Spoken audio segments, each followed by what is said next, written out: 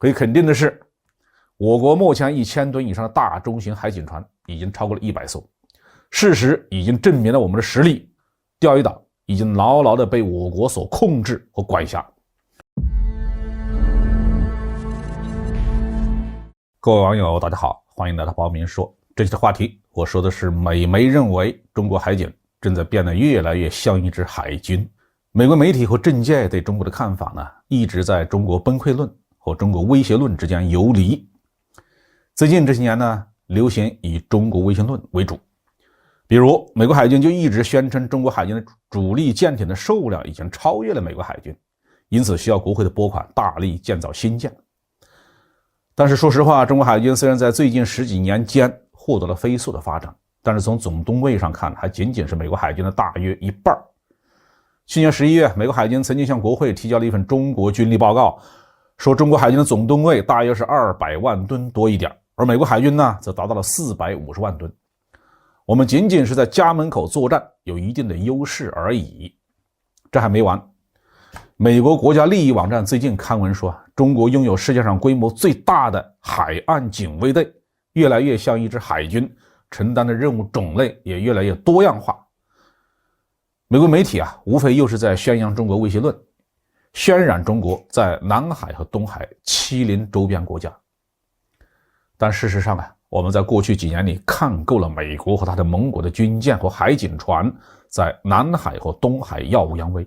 挑衅中国的主权。为了维护我们的国家主权和利益，中国除了发展海警力量别无他头，中国是被逼的。中国海警在2013年之前呢，我国海上执法力量非常的分散，并且力量薄弱。海洋局的海监部门、公安部的边防海警、农业部的中国渔政、海关总署的海上缉私警等等部门都属于海上执法力量。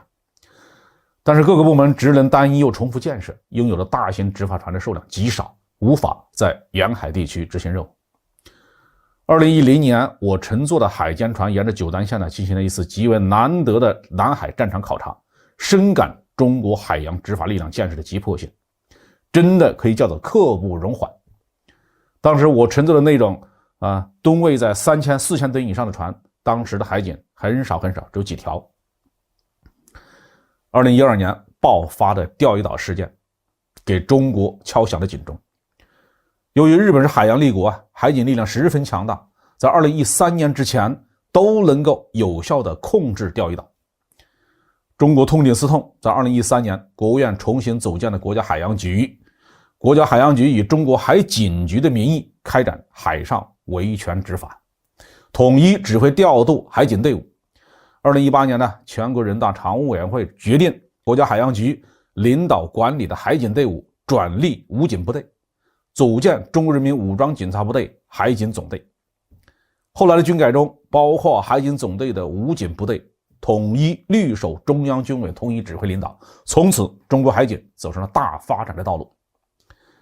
现在中国海警力量面对美国和日本的海警力量，究竟能否占到上风？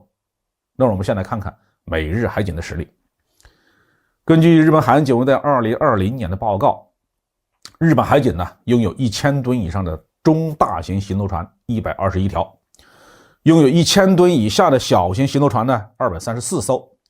还有其他的科研、救援、训练等船舶数10艘。我国需要面对的就是日本海警那121艘大中型海警船。美国海岸警卫队目前共拥有各种任务船只1650余艘，固定翼和旋转翼的飞机是201架，但是长度超过20米的海警执法船一共只有250艘左右，其中最大的传奇级的长度是127米，排水量呢大概是4500吨。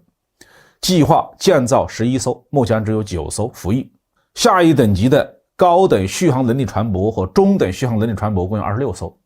排水量在1000到1800吨之间。当然了，美国海警还是以在美国东西海岸附近的巡逻为主，可能被派到南海或东海的海警船呢，一般也就是个位数。但是我们不能掉以轻心，因为连波斯湾都有美国海警船巡逻了，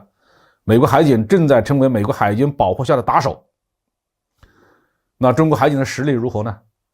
中国海警船队的规模在最近10几年是迅速的扩大。据2018年美国国防部发布的亚太海洋安全战略中披露，中国海警呢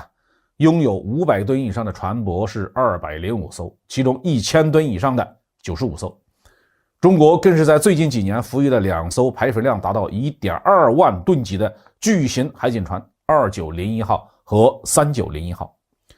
直接对标日本满载排水量9300吨的秋津号和福岛号行动船。另外啊，最近我国的网友拍的照片表明，我国海军的一些056型轻型护卫舰正在被改装成海警船。那别看这个056的排水量1500吨左右，但它保留了原来的76毫米的舰炮，火力属于目前我国海警船中最狠的。可以肯定的是，我国目前1000吨以上的大中型海警船已经超过了100艘，事实已经证明了我们的实力，钓鱼岛已经牢牢地被我国所控制和管辖。我国海警船已经在钓鱼岛海域常态化的执勤，日本右翼分子再也别想登上钓鱼岛。中国海警的实力已经足够与日本海警和美国海警匹敌，在我们的家门口他们一起来都无所谓，我们都不怕。好，这句话题就说到这里。